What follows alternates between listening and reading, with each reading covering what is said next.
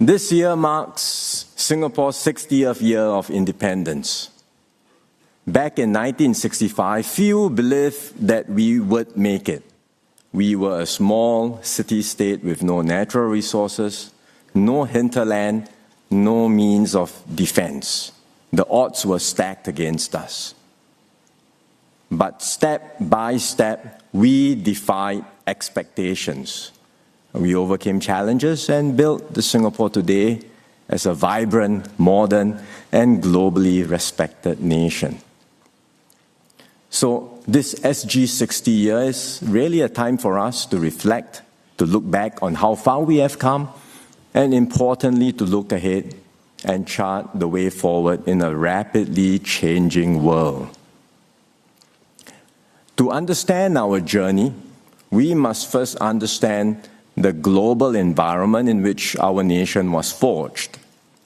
Singapore's success did not happen in a vacuum. For much of the past 60 years, we thrived in a post-World War II rules-based international order, one that was shaped and underwritten by American leadership. After the Second World War, the US took an extraordinary approach for a victorious power. It supported decolonization, paving the way for the independence of many nations in Africa and Asia. It helped to rebuild the economies of its defeated enemies, Germany and Japan, and it launched the Marshall Plan to help Western Europe get back on its feet. It established global institutions like the United Nations, the IMF, and the World Bank, and GATT, and later on the WTO. It championed free trade and open markets. All this promoted an international system of rules and norms that enabled global cooperation. It created space for smaller nations like Singapore to participate meaningfully in world affairs and to benefit from global trade and development. America pursued these efforts out of its own enlightened self-interest. Because having been dragged into 2 world wars, it was determined to prevent another global conflict. And it believed that applying its power to uphold such a global order, it could foster peace and prosperity, not just for the world, but also for itself.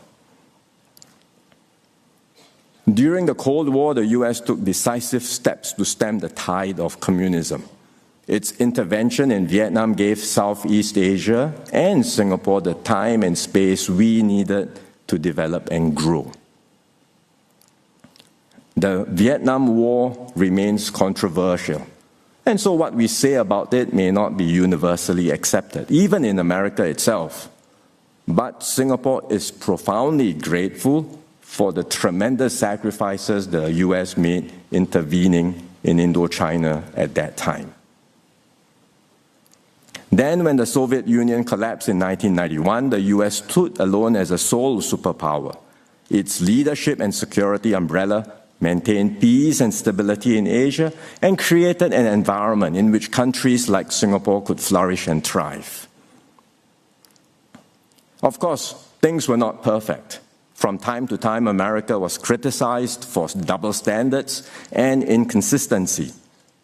But by and large, it remained a force for stability and a force for good.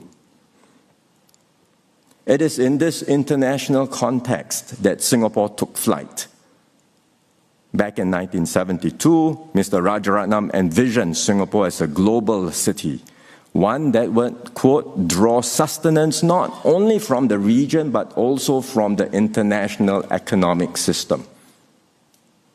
This vision flourished because of the global environment of cooperation, rules, and stability, and because Singapore chose to plug into this global system. Today, very unfortunately, this international order is fraying. The conditions that sustain it no longer hold. Within America, support for global engagement has declined. Many Americans feel left behind by globalization. Their communities have suffered job losses, stagnant wages, and social dislocation. There is a growing sense that other countries are benefiting disproportionately from America's security umbrella and access to its markets while contributing little in return. The long and costly wars in Afghanistan and Iraq after 9/11 have deepened public wariness towards foreign entanglements. And the shocks from the global financial crisis of 2008 and the COVID pandemic have caused further disruptions and dislocations. So there is now a strong and growing impulse within America to turn inward, to focus on its own domestic priorities and to scale back costly overseas commitments. This shift is evident under the current American administration. The US Secretary of State Marco Rubio himself highlighted that the unique role of the US was an, quote, anomaly and a product of the end of the Cold War. It was an anomaly and a product of the end of the Cold War. But this sentiment is not limited to one party alone. It reflects deeper structural changes in American society, that the US can no longer afford to lead the world in resolving every problem. And it now needs to cut back on what it does abroad. So this may not just be a temporary change in policy. This could reflect the new normal in the US for some time to come. At the same time, China has emerged as a near-peer competitor of the US. China has benefited immensely from this US-led order. And today, a new generation of Chinese, raised in an era of rapid growth and national revival, believe that the East is rising and the West is declining. They are also more assertive, determined to correct the perceived humiliations of the past and to secure what they see as China's rightful place in the world. America and China are now locked in a fierce contest for global supremacy. Neither country wants open conflict, but there is deep mistrust and suspicion on both sides. Miscalculations, especially over flashpoints like Taiwan, could trigger a broader and more dangerous escalation. Both powers claim they do not wish to force countries to choose sides. But in reality, each seeks to draw others closer into their respective orbits. This rivalry is already reshaping our world and will continue to define the geopolitical landscape for years to come. So we are in the midst of a messy transition globally. To what? Nobody can tell. America is stepping back from its traditional role as the guarantor of order and the world's policeman. But neither China nor any other country is willing or able to fill the vacuum. So nations are turning inward, prioritizing their own narrow interests. The once rising tide of global cooperation that defined the past decades is giving way to one of growing competition and distrust. And as a result, the world is becoming more fragmented and disorderly. Amidst these geopolitical realities, countries everywhere are re-examining their strategic assumptions and recalibrating their policies. In Europe, many were surprised by America's ambiguity on security guarantees for Ukraine and NATO and its uneven treatment of allies and partners. There is palpable anxiety over reliance on US military support, and European countries are fundamentally rethinking their defense postures. France has raised the idea of extending its nuclear umbrella to other European partners, for example. Poland has expressed interest in acquiring access to nuclear weapons, and Germany's Bundestag has voted to exempt defense spending from its fiscal rules. These are not minor shifts. They reflect a deeper and more fundamental realization in Europe that the post-Cold War peace dividend is over, and Europe must now reinvest in its own defense and resilience. In Asia, these developments are being watched just as closely. The former Japanese Prime Minister Fumio Kishida once warned that Ukraine today may be East Asia tomorrow. That warning carries greater weight and urgency today.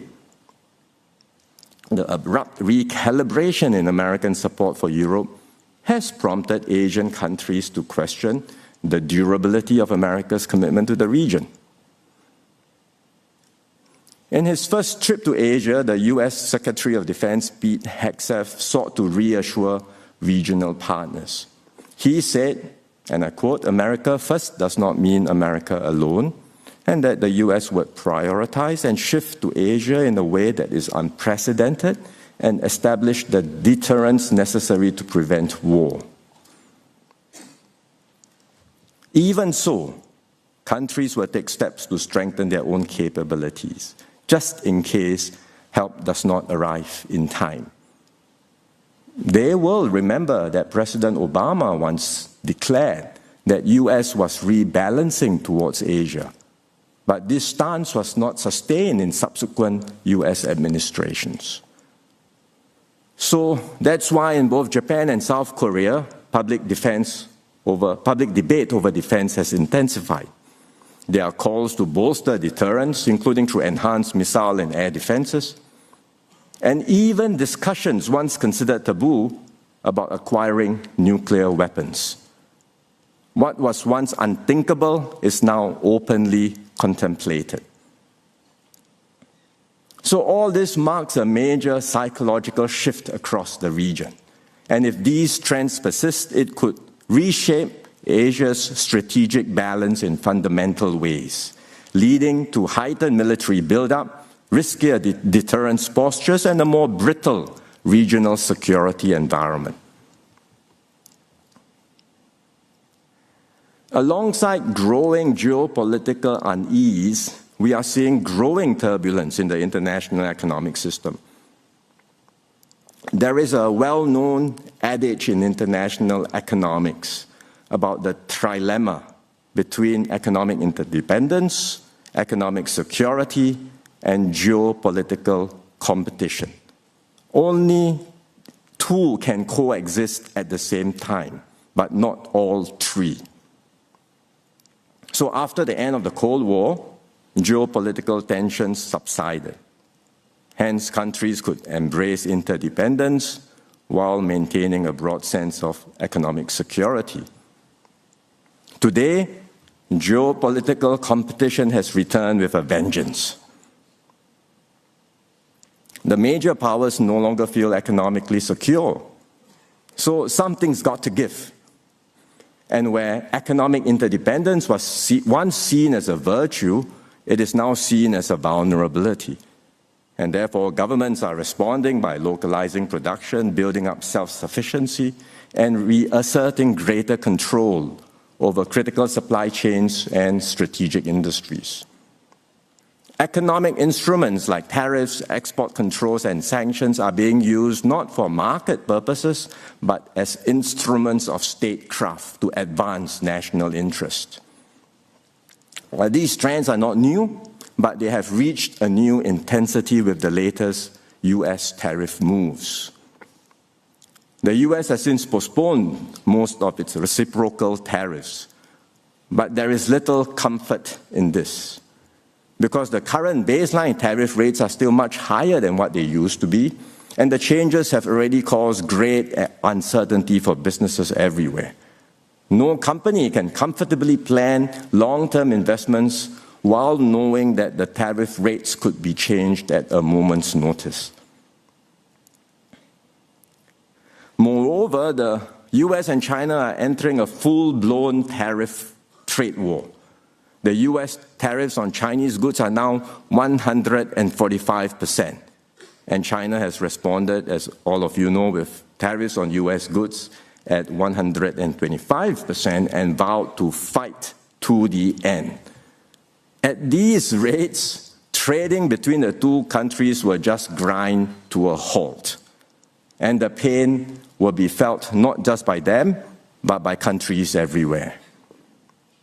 For now, neither side wants to back down. There are no obvious off-ramps, no easy paths to de-escalate. and the deterioration of trade ties will accelerate the decoupling of the two economies. What we are witnessing is the remaking of the global economy not as one integrated system, but increasingly as bifurcated ecosystems centered around America and China. And as economic ties fray, other aspects of the US-China relationship will come under greater strain. Trust will erode further. Tensions will rise across multiple domains. I've just shared what I think is sobering but a realistic assessment of our concerns happening globally. For a small, open economy like Singapore, these global developments are deeply worrying. Our prosperity has depended on a stable, rules-based global order and the free flow of trade, capital, people, and ideas. As the old order frays, a new one will eventually emerge. It is likely to be more multipolar, less coordinated, and more contested.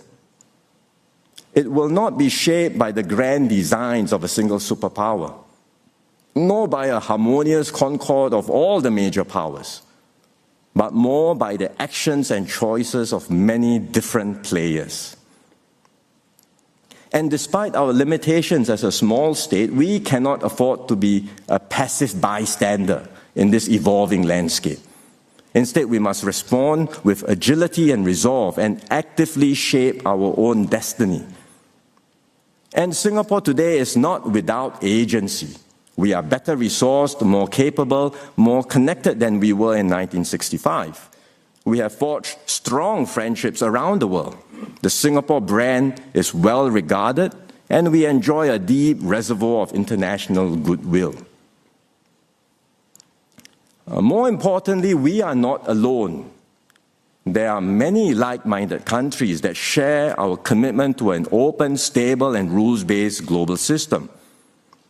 So we can and we will deepen and expand our networks with them. And together, we can preserve the multilateral frameworks that matter and lay the groundwork now for a more stable global order that can emerge in the years ahead. And it's with that in mind that we will move forward on three key thrusts. First, we will contribute actively to the stewardship of the global commons. Because many of the world's most pressing challenges, from AI governance and climate change to future pandemics, require more global cooperation, not less. And when we say we support international law and multilateralism, we are not just hoping for the best. We are actively working to make things happen. We understand that our interests as a small state are best protected when rules apply equally to all, and we take concrete steps to uphold these rules. So Singapore has consistently played a constructive role in multilateral forums, not by grandstanding, but by building consensus and finding solutions. Most recently, our ambassador, Rina Lee, led the successful UN negotiations on the High Seas Treaty on Biodiversity, a landmark agreement that strengthens global governance over marine areas beyond national jurisdiction. It's a remarkable achievement, and it shows that despite a fraught geopolitical environment, it is still possible for the world to come together to find consensus. We have nominated Rina as a candidate to serve as a judge at the International Court of Justice. It's a reflection of our continued commitment to the rule of law in international affairs. Singapore can also serve as an incubator for practical ideas and initiatives. For example, during the COVID pandemic, we founded and co-chaired the Friends of COVID-19 Vaccines Global Access, or COVAX, facility to promote vaccine multilateralism. More recently, we launched the Financing Asia's Transition Partnership, or FAST-P. This is a blended finance platform aimed at mobilizing private capital to support Asia's decarbonization. Given our developmental journey, we can also do more to support other countries' development by sharing our experience. Our approach is centered on supporting human capital development, which we believe is the fundamental ingredient for any country's success. And we do this through curated training programs and study visits to build capacity and to catalyze change. And we have been able to make an impact. Since 1992, the Singapore Cooperation Program has benefited more than 155,000 officials from over 180 countries, territories, and intergovernmental organizations. We will do more in these challenging times. And that's why we have established a new development partnership unit in MFA to coordinate efforts across government agencies in Singapore, strengthen collaborations, and focus on areas where Singapore can make a meaningful impact. We will continue to focus on Southeast Asia, which is our region, but we will also set aside more resources for partners further afield in Africa, the Middle East, Latin America, the Pacific, and the Caribbean.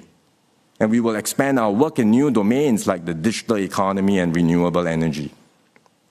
And through these efforts, we hope to be a responsible stakeholder that helps shape a more stable, resilient, and inclusive global environment. Second, we will champion deeper regional cohesion and integration. ASEAN remains central to Singapore's foreign policy.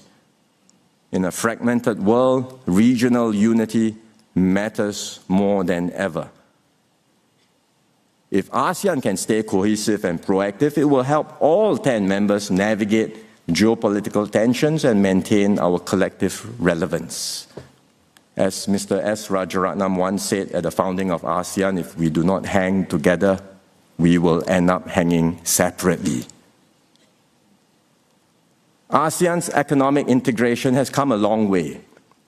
Combined, we are now the world's fifth largest economy, and we have managed to make the ASEAN Free Trade Area virtually tariff-free, virtually, not yet 100%. So there's still some way to go. These gains have already benefited our citizens and businesses, but we cannot and we should not stop here. We have to accelerate our integration efforts. We should aim for 100% tariff elimination across the region and boost intra-ASEAN trade. And we should further reduce non-tariff barriers to make it easier for businesses to operate across ASEAN. We should also conclude the ASEAN Digital Economy Framework Agreement and upgrade our FTAs with key partners like China, India, and the Republic of Korea. We should also accelerate the development of the ASEAN power grid by facilitating cross-border electricity trade. The grid will help our region to transition faster to green energy, draw in new investments, create better jobs, and strengthen our collective energy security. Beyond our immediate neighborhood, ASEAN has over the decades built an open and inclusive regional architecture. Through forums like the East Asia Summit, we bring all the major powers to the same table and give them a stake in our region's success. Complementing the EAS, we have the ASEAN Outlook on the Indo-Pacific. This emphasizes openness, inclusivity, and cooperation. It explicitly rejects zero-sum competition or dominance by any single power. So Singapore will work with the Malaysian chair of ASEAN and our EAS partners to translate the AOIP's vision into concrete projects and initiatives. We hope this will bolster the relevance of ASEAN and the EAS.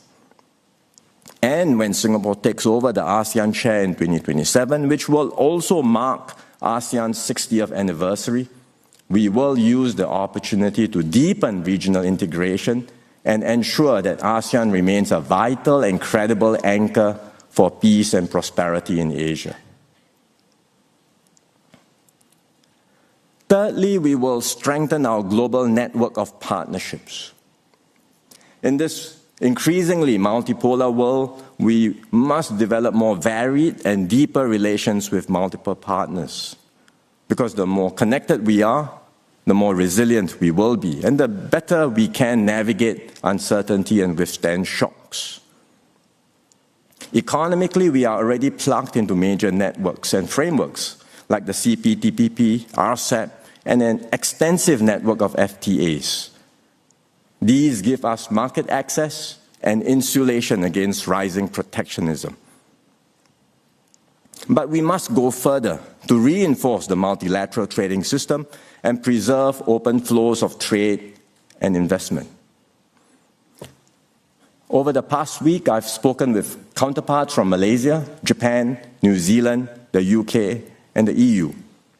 We represent different countries across different regions, but we all agreed on one thing. The world needs more cooperation, not less. And we must not retreat into protectionism or isolationism. One idea we are pursuing is greater collaboration between the CPTPP and the EU. The UK is already in the CPTPP, and there are several economies keen to join as members. The CPTPP and the EU combined represent around 30% of the world's GDP. A formal partnership between the two entities can facilitate trade and investment flows and help to uphold the key principles of the rules-based trading system. Another idea is to strengthen the ASEAN-EU strategic partnership. The EU has been a dialogue partner since 1977. It already has FTAs with Singapore and Vietnam, and is pursuing trade arrangements with other ASEAN countries. So deeper collaboration between our regions on concrete projects can help us make progress towards the eventual goal of an ASEAN-EU FTA and unlock the potential of our combined market of over 1 billion people. Beyond economic partnerships, we are deepening and expanding strategic partnerships with like-minded countries, including Australia, New Zealand, India, France, Germany, Republic of Korea, Saudi Arabia, the UK, and Vietnam. We are reaching out to new frontiers in the Middle East, Africa, and Latin America. In the Middle East, the Gulf countries are growing rapidly and positioning themselves as key geopolitical players in their own right. We have a comprehensive partnership with the UAE, and we just upgraded our relations with Saudi Arabia to a strategic partnership.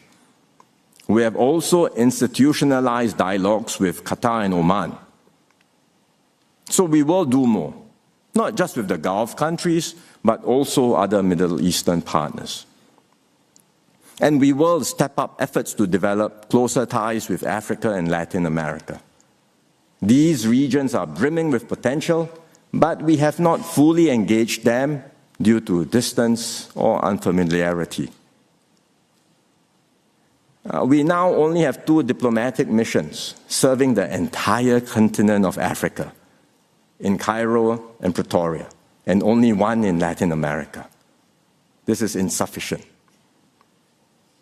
We will open new diplomatic missions in Africa and Latin America over the next few years. We hope this will show our friends in Africa and Latin America that Singapore is keen to do more, to trade, invest, and partner with them for mutual benefit.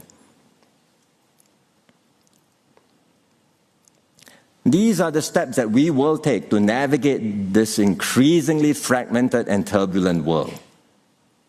Like in 1965, we once again find ourselves in uncharted waters. We are still a small country with no natural resources, but we are no longer the Singapore of 6 decades ago. We have built deeper capabilities and become stronger and more resilient. We've found innovative ways to overcome our lack of critical resources, be it water, land, or energy. We've carefully built up our financial reserves, providing us with a vital cushion in times of crisis. And we've built up a strong and effective SAF and home team. Because from the outset, we recognize the importance of defense and homeland security. And unlike some places which scaled back conscription or cut back on defense spending, we consistently invested in these areas over the years and strengthened our institution of national service. Singaporeans know that if we are ever threatened, no one will come to our rescue. No one else will safeguard Singapore's interests or secure our future for us. We can only depend on ourselves. No doubt, Singaporeans today are also more well-traveled, more well-informed about the world. Many don't just want to know how Singapore will be affected by developments elsewhere. They also want to know how we are responding and why. Naturally, there will be differences in views and even strongly held opinions of how we should position ourselves internationally on global issues. In fact, it's a sign of a healthy and mature citizenship to have a diversity in views and opinions. But we must never let our diversity become a source of division. And in an increasingly fractious and polarized world, we must hold fast to what binds us together: a sense of mutual respect, shared purpose, and the conviction that what unites us is far stronger than anything that can divide us. Ultimately, Singapore's survival and success in this uncertain world will not rest only on the actions of its leaders or the efforts of our diplomats abroad, capable as they are, and we do have very capable diplomats. In the end, it depends on all of us as Singaporeans, our belief in our nation, and our shared sense of responsibility to protect our home and our fellow citizens. Singapore may be an island, but we cannot have an island mentality. We have to look out for one another. We have to strengthen our bonds of fellowship within our society and with others beyond our shores. This applies not just to us individually, but as a nation too. Even if other countries turn inward, we have to remain open to ideas, open to partnerships, and open to opportunity. We have no choice, because that has always been Singapore's way: not to retreat, but to reach out; not to build barriers, but to build bridges. For centuries, Singapore has served as a safe harbor and a natural meeting point for cultures, commerce, and exchange. Be it as the maritime town of Temasek, or as a free trading entrepôt in the British Empire, or as today's sovereign global city-state.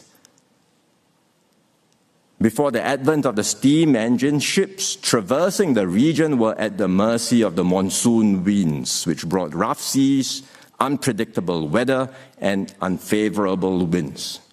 Ships would often have to find safe harbor and wait for the winds to clear or to turn favorable before carrying on their journey. The monsoon patterns of maritime travel meant sailors, traders, and immigrants from China, India, and the Malay archipelago and the Middle East would then come to Singapore as a meeting point, as a hub, to meet, trade, and settle. Today, the monsoon winds are blowing again, but we do not need to cower, and we certainly will not capitulate. We cannot control the global currents, but we can chart our own course with courage, foresight, and skill. So Singapore will continue to be a safe harbor, a global emporium, and a trusted hub for all sides to engage.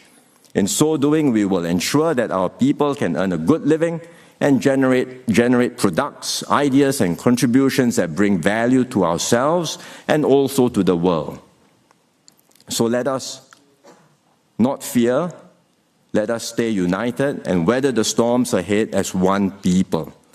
Let us continue to turn our vulnerabilities into strength, and let us stay true to the spirit that built this nation and ensure this little red dot continues to shine brightly as a beacon of hope, stability, and purpose on the world stage. Thank you very much.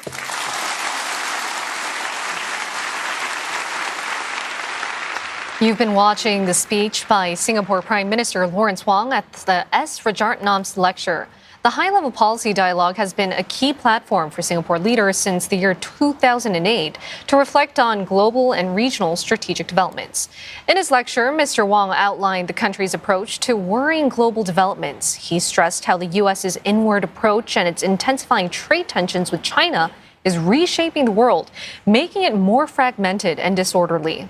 He says it also marks a major psychological shift in the region, with countries re-examining strategies and recalibrating policies.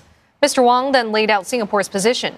Firstly, the country will actively uphold international law and multilateralism. Second, it would champion greater cohesion and integration through international forums as well as concrete projects and initiatives. Lastly, the country will strengthen its global networks of partnerships, such as participating in free trade agreements. Mr. Wong says amid a troubled world, Singapore need not cower and can chart its own course through the storm. However, its survival is not dependent on just the government, but on each citizen. He says the nation must never let its diversity become a source of division, and Singaporeans must stay united in an increasingly polarized world.